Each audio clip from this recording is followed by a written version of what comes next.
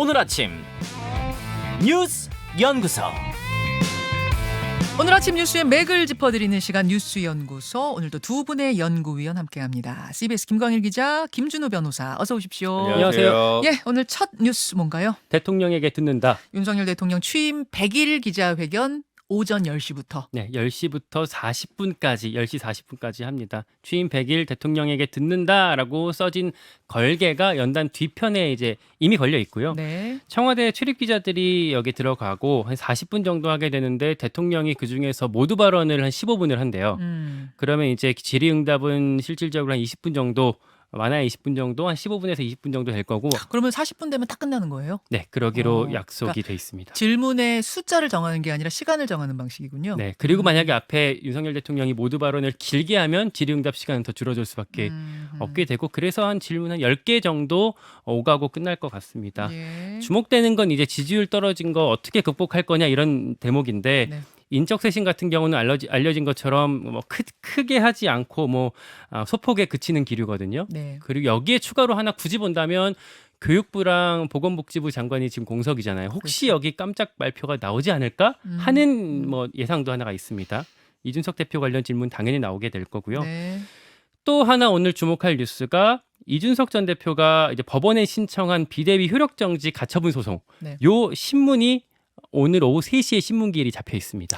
그 신문이 있고 나면 이르면 오늘 중으로 결과가 나올 수도 있는 거예요. 판사 마음인데 아주 빠르면 오늘 할 수도 있죠. 아, 국민의힘이 어제 비대위를 공식 출범을 했잖아요. 네. 그리고 권성동 원내대표가 의원총회에서 재신임을 받았는데, 그래서 이 내홍 상황들을 수습해가는 과정이 있는데, 만약에 가처분이 인용되게 되면 정말 그 비대위는 출범 하루 만에 좌초되는 거라서 모두가 국민의힘 안에서 긴장을 하고 있습니다. 진짜 오늘 8월 17일이잖아요. 정치권의 운명의 날이다. 뭐 이런 이야기가 나올 정도로 뭐 대통령은 100일이고 여기는 가처분 신문기일이고. 김준우 변호사, 네. 어떤 부분 주목하세요? 저는 이제 윤석열 대통령이 당선된 시대 정신이 무엇이었을까라는 생각이, 물론 이제 본인은 처음에 공정과 상식을 내세웠는데 예.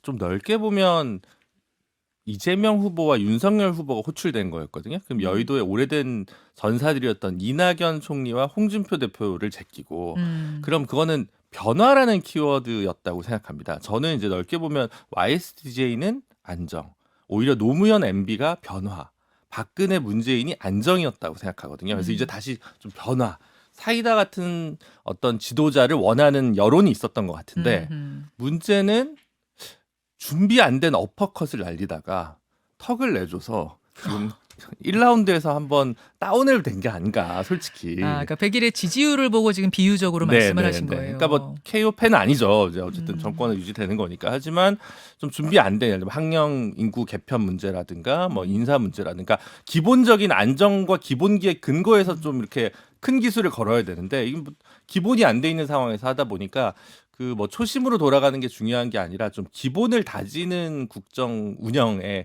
태도와 철학이 조금 결핍돼 있었던 것 같고, 그런 부분들을 차근차근, 그러니까 저는 그래서 두 가지, 인사는 뭐 산하 기관장이나 이런 분들 임기 안 찬 분들 자꾸 내보내려고 하지 말고 빈자리부터 일단 채우는 게 중요한 것 같고요. 두 번째는 정체성을 강조하기보다 여당과 야당의 그 대선 지지율 격차가 0.7%였는데 사실은 대선 공약이 제가 생각하기에 한 80%는 겹칠 겁니다. 그럼 여야가 같은 공약이었던 부분을 정책의 우선순위로 당겨서 조금 국정 운영의 안정성을 기하는 게 필요로 하지 않을까라는 조언입니다. 자, 오늘 그러니까 어떤 쇄신의 방향, 어떤 비전을 제시할까 굉장히 주목이 되는데요. 김광일 기자. 예. 그런가 하면은 가처분, 이제 이준석 전 대표가 됐네요. 어제부로. 이준석 전 대표가 건 그 가처분은 어떻게 될 걸로 내다들 봐요?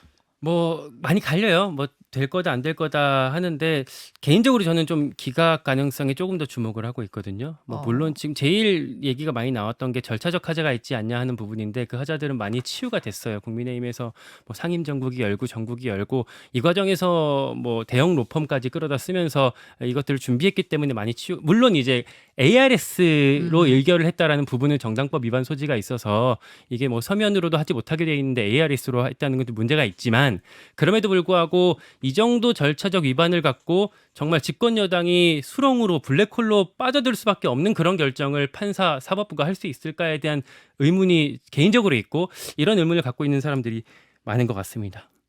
그런 상황. 이런 상황 속에서 비대위가 출범했는데 네. 주호영 비대위원장하고 이준석 전 대표가 그젯밤에 만났다는 사실이 어젯밤에 알려졌어요. 어젯밤에 TV조선 보도로 나왔는데 정확히 확인되지는 않았어요. 그러니까 뭐 만났다라는 양쪽의 입장을 들을 수는 없었는데 좀 구체적으로 보도된 걸 보니까 뭐 맞을 수 있겠죠. 그래요. 그거는 어떤 또 해결의 실마리가 될 수 있지는 않을까라는 생각도 들긴 하는데 잠시 후에 국민의힘의 중진 나경원 전 의원 저희가 초대를 했습니다. 뭐 이야기 좀 들어보기로 하고 김준일 변호사님, 네. 그 지금 민주당은 어떻게 돌아가고 있는 거예요? 민주당은 지금 뭐 약간은 흥행이 되지 않고 있는 당대표 선거 전당대회. 속에서 이제 지금 계속 논란이 좀 되고 있는 건 당헌 80조 개정 논란과 관련해서 이게 뭐 방탄용이냐 아니냐 이 논란만 계속 반복되고 있는 것 같습니다. 그런 와중에 어제 전당대회 준비위원회 전준위가 일단 전준위 차원에서는 당헌 80조를 바꾸는 걸로 의결했지요. 네, 그 당원 80조라는 게 몇 번 저희가 말씀드렸습니다만 부정부패 혐의로 기소됐던 당직자는 그 당직이 정지된다, 정지할 수 있다라는 규정이 당원 80조에 있는데 그거를 기소가 아니라 1심에서 금고 이상 유죄가 나올 경우로 어제 바꾸기로 의결을 했습니다. 예, 예. 전준위에서 그렇게 했고 오늘 비대위가 열려요. 비대위에서 예. 의결하고 당무위 중앙위 거치면 효력이 이제 생기게 되고요. 이제 비이재명계에서는 이거 이재명 방탄용이다라는 얘기들을 계속하고 있습니다. 어제도 이원욱 의원이 3선 이상의 중진들 한 7명 모아서 또 회의도 하고 막 그랬다고 하는데, 그러니까 이거 안 된다. 반대하던 쪽에서 오늘 어떤 입장을 내느냐도 굉장히 중요할 것 같아요. 네. 비대위 앞두고. 그리고 거기에 대한 또 반박으로 그 우상호 비대위원장이나 안규백 전당준비위원장 같은 경우는 이 규정이 꼭 이재명 방탄용만은 아니고 친문 의원들도 사실 수사가 걸려 있는 게 많기 때문에 오히려 비이재명계한테 도움이 되는 그런 규정일 수도 있다라고 또 반박에 재반박도 같이 이루어지고 있습니다. 자, 그래서요. 이게 어떻게 돌아갈 것인가 보기 위해서 이제 반대하던 분들, 특 이른바 친문계에서 이걸 수용하느냐, 뭐 더 강하게 나가냐, 이게 중요하잖아요. 2부에 김종민 의원 연결하겠습니다. 그 인터뷰에서 더 들어보시고요. 저희가 빨리 나가야겠네요. 중요한 분들 빨리 나가세요. 1부는 8시에 끊어집니다. 네. 자, 그 다음이요. 예, 서해 피격 수사 급물살. 어제 검찰이 박지원 전 국정원장, 뭐 서욱 전 국방부 장관 등등을 압수수색했죠. 네, 박지원, 서욱 그리고 서훈 전 청와대 국가안보실장 집과 사무실 그리고 국방부 예하부대까지 10여 곳을 동시에 어제 오전부터 오후까지 압수수색을 했습니다. 압수수색 자체는 예상이 충분히 됐던 일이겠지만 이게 수사 속도가 지금 엄청 빠르거든요. 고발장 접수가 지난달 7일, 그러니까 한 40일 전에 이루어졌는데 일주일 뒤에 바로 국정원 압수했고 한 달 만에 강제 수사가 지금 또 이뤄진 겁니다. 네. 그러니까 혐의를 구성하는 게 상당 부분 좀 진척이 돼서 그래서 조만간 소환 조사까지 충분히 할 수 있을 거다라는 얘기가 검찰 내에서 흘러나오고 있어요. 이 혐의 자체는 2년 전에 해수공무원 이대준 씨가 서해상에서 북한군 그 총격을 받았을 때 이거를 자진월북으로 조작했다라는 혐의고 박지원 전 원장 같은 경우는 국정원 내부 문건을 뭐 삭제하도록 지시했다 이런 혐의가 같이 받고 있습니다. 그렇죠. 자, 어제 압수수색 저희도 막 속보를 전하면서 어제 방송이 끝났거든요. 아무래도 이제 지금 휴가 기간이 끝나고 검수완박 법안이라고 하는 이제 공직자에 대한 직접 수사 이제 권한이 사라지기 전에 물론 이제 뭐 새로운 시행령을 한동훈 장관이 발표했습니다만 뭔가 검찰이 뭔가를 보여줘야 된다. 그러니까 8월 안에 어느 정도의 성과 있는 모습을 보여줄 거다. 이게 사실은 뭐 예견됐던 일이라고 보여지고요. 근데 이제 전 국정원장들 이제 압수수색을 한 건데 사실 국정원이 저는 이게 궁금해요. 국정원에서 안에 있는 전산실에서 프린트를 하면 안에 철심이 박혀 있어서 이걸 국정원 바깥으로 뺄 수가 없습니다. 네, 그래서 바깥에서 A4를 갖고 와서 안에서 몰래 출력을 해야 되는데 뭔가 정보를 빼려면 아니면 메모를 하든가. 근데 원장님들은 이제 이게 그 검문에서 걸리는지는 잘 모르겠어요. 그러니까 제 말은 국정원에 있는 자료를 뭐 빼려면 빼지만 사실 이게 그렇게 간단치 않은 보안 태세가 돼 있어서 국정원에 있을 때 생긴 문제면 국정원을 압수수색하면 되지. 뭐 이제 와가지고 박 전 장관 지금 수첩 5개랑 핸드폰 정도 이제 압수수색 됐다는 건데 큰 성과가 있을까? 요건 뭔가 흐름을 만들기 위한 것이지 수사의 성과적인 측면에서는 약간 글쎄라는 것과 두 번째는 이분들은 다 한동훈 장관을 따라서 핸드폰을 비밀번호를 어떻게 했을까? 이게 좀 궁금한 점입니다. 그래요. 아이폰을 쓰시지 않을까. 네. 마지막 뉴스로 가죠. 네, 5년 270만 호.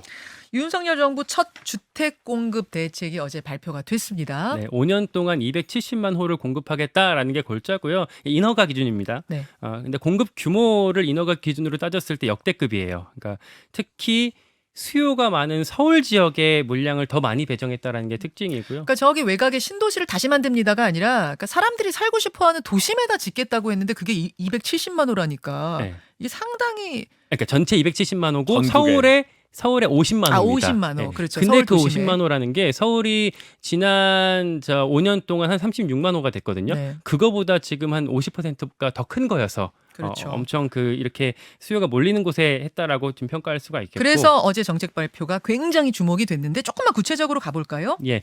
근데 이게 이제 정부가 만약에 부지를 선정하고 이렇게 하게 되면은 절차를 넘어가는데 시간이 되게 오래 걸리거든요. 예전에 뭐 과천에다 그걸 짓는다고 했다가 퇴례했다가 이런 논란들이 계속 길어졌던 것처럼 그게 어려운 건데 그래서 이번엔 아예 민간 주도로 하고 인허가 절차를 대폭 줄이는 그런 방향으로 판을 깔아주기로 어제 발표가 됐습니다. 이제 이 말은 결국에는 재개발, 재건축 좀 쉽게 하도록 열어주겠다라고 의미할 수가 있겠고, 근데 이제 시장에서는 원래 이제 재건축 규제를 풀게 되면 집값이 좀 오를 수 있다 이런 예상들도 많았었는데, 근데 이번에 구체적으로 뜯어보면 예상치보다는 공공택지의 비중이 컸거든요. 그리고 그 집값을 자극할 만한 규제들은 당장 발표하지 않고 좀 9월 이후로 미뤘어요. 예. 그래서 당장의 시장에 영향을 미칠 것들은 좀 제한적이다라는 평가가 어제 오늘 나오고 있습니다. 자, 여러분 여기서 이제 주목하실 건 이게 지금 인허가 기준으로 5년 새 그래서. 270만 원 거예요. 네. 근데 재건축 같은 거 해보신 분들은 알겠지만 인허가 그러니까 여기 재건축해도 됩니다. 이게 떨어지고 나서도 그 안에서 초과이익 환수는 어떻게 하느냐, 분담금은 어떻게 하냐, 우리는 찬성이요 반대 이것만 하다 10년 가거든요. 그죠. 지금 둔촌주공 아파트가 서울 기준으로 그렇죠. 가장 논란이 되고 있지 않습니까? 예. 엄청나더라고. 그리고 거기다가 지금 인플레이션이랑 원자재 가격 상승 때문에 분양가 상한제를 다른 의미에서 또 반대하는 또 여론이 많은데 지금 분양가 상한제 문제는 이번에 못 건드렸어요. 그리고 재밌는 문제는 임대차 3법 논란이 난다고 했는데 실제로 전세 대란이 고금리 때문에 오히려 안 일어났고, 임대차 3법 개정한다 그랬는데 그 내용이 어제 원희룡 장관 발표는 또 별로 없어 보였거든요. 그래서 뭔가 관망하고, 사실 어제 발표도 지난주 발표하기로 했다가 일주일 미룬 거잖아요. 근데 또 내용 보면 1기 신도시 마스터 플랜은 24년에 발표하겠다. 그다음 재건축 부담이나 뭐 안전 구조성 비중 완화도 가을에 발표하겠다. 그래서 아직은 좀 숨을 고르고 있는 게 아닌가 고민이 그렇죠. 많이 하고 있는 것 같습니다. 그러니까 어제 완벽한 모양으로 아주 구체적으로 발표가 된 건 아니에요. 특히 재건축 초과이익 환수제가 이게 굉장히 중요한 부분이에요. 재건축에 있어서는. 그렇죠. 근데 요것은 국회를 통과해야 되는 거잖아요. 예. 국토부 생각만으로 되는 게 아니거든요. 이 제초법이라는 것이 결국은 통과가 돼야 야, 우리 단지도 가자 재건축. 아니요, 난 반대요. 이 부분이 정리가 되는 거라서 결국 그것까지 봐야 돼요. 국회 통과 여부. 야당을 설득해야 되는 측면이 있고, 그리고 신도시 관련해서도 1기는 2024년, 그리고 2기 신도시는 광역버스, M버스, 3기 신도시는 GTX를 뭐 당기겠다 이런 얘기들을 했는데, 지난번에 그 원희룡 장관이 윤석열 대통령한테 업무보고 했던 그 내용과 크게 달라지지 않았던 측면이 있어서 뭐 어제 하루에 나왔던 결정들이 뭐 크게 뭔가 뭐 시장이 크게 유동치거나 그렇게 바로 흘러가지는 않을 것 같습니다. 다만 문재인 정부의 부동산 정책과 반대 방향으로 방향을 잡았다는 것만은 분명합니다. 네. 여기까지 수고하셨습니다. 고맙습니다. 감사합니다. 김현정의 뉴스쇼는 시청자 여러분의 참여를 기다립니다.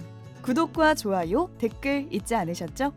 알림 설정을 해두시면 평일 아침 7시 20분 실시간 라이브도 참여하실 수 있습니다.